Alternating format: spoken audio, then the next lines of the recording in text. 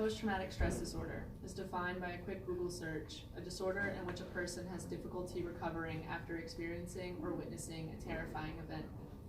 Symptoms include hostility or irritability. Tearfully, my own mother looks at me like a monster, her daughter unleashing a rage like no other. I'm an imposter. The littlest event sends me into a fit. Her snide comments make me flip into the deep, boiling pit of flames of blame and hurt, and it's not her, it's me, but she's there, and I can't see past the red rolling over and over and over in my head. So I attack with those everlasting thoughts that pinball around the walls behind my eyes. Severe social anxiety.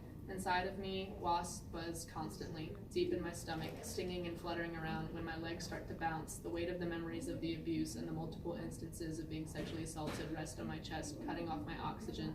So I'm being smothered again, but not by anything, just by myself, which is so stupid. I'm so stupid. All of this because I answered a question in class wrong, and I'm so stupid, but I have to pass, and participation is mandatory.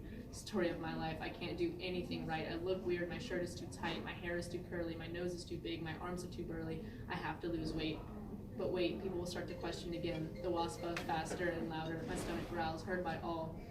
The whispered commentary follows. It's because she never eats. I lost 15 pounds in 2 months. Too many wasps in there to eat.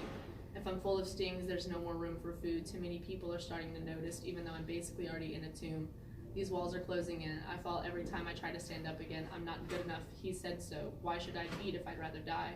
Trying is out of my comfort zone, because trying means memories being thrown like darts, which is going to hit the target. For every miss, I'm in the market for another beating. But he's dead, so that third is gone. The head-hanging bed of I'll give you 2 swift hits to the stomach if you piss off your stepmother is dead like him. So why don't I try? Why don't I try? Why don't I try? What's wrong with me? Why don't I try? Not good enough. Depression. Aggression is a way of acting out in a depressive state, says therapist 5 or 6. It's not your fault, says 1 through 7, and I've only had 7.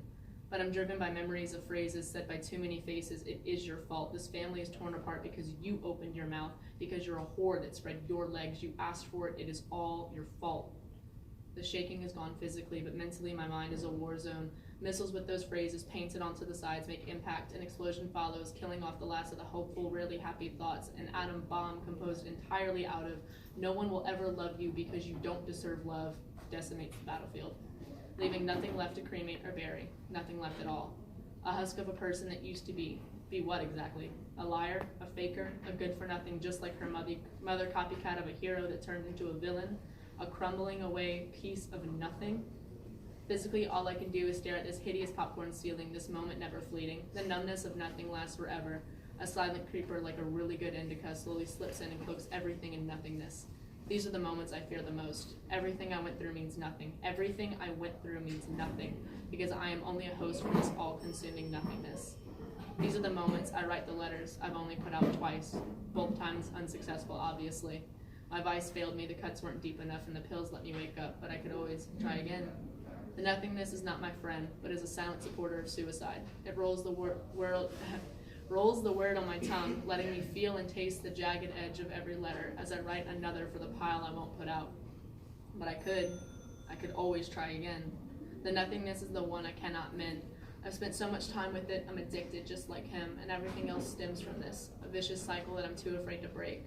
How am I ever going to be able to write if I'm not the victim? I must stay with my demons if I can ever move forward. Proving I'm more than these symptoms is the only thing pushing me through all the lies, through all the memories, through all the fights, through all the symptoms, through all the symphonies of pure agony that swell to a crescendo of I don't deserve love, then back to nothingness. Treatment options are available.